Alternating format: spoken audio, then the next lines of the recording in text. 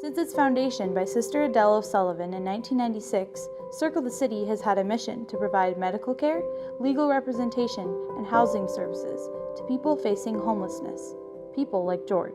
My name is George Kane Jr.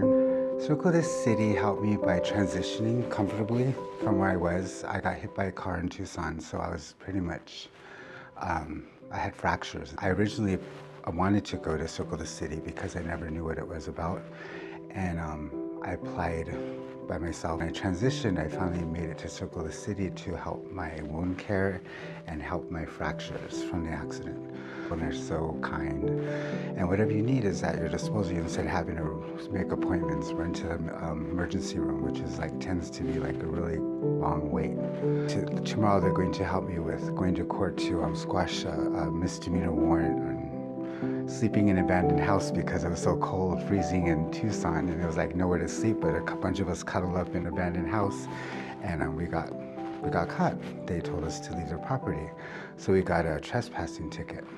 But it's hard like that out there, but as long as you have a place to stay and you have a good group of people. But they're going to make arrangements for me to go down there to squash that warrant so I can get housing. They make it available so you can take care of your legalities of any situation. I got a jumping the light rail because I didn't have any money, and it's hard to panhandle sometimes out there where you can't get $1.25, which is like a safe haven for us because it gets cold or it gets hot.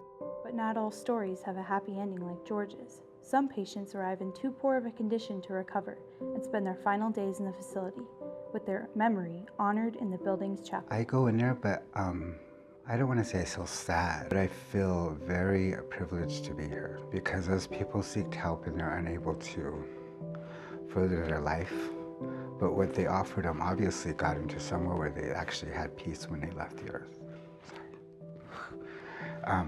You go in there, it shows you that there's a will, there's a way. You know what I mean? You take something and you leave something. I know that they're in a better place because of this place and everything that they helped them with. During recovery, many patients have turned to art for their healing, including George, who created a special thanks to Circle the City's founder. I never met her at the time of drawing this. I just understood she had a picture available, and I told her to make it available to me so I could give back in some sort of way because she did do a lot for me. But this is Sister Adele, and I drew her in her rawest, finest of her in the alley, taking a picture and smiling with her stethoscope.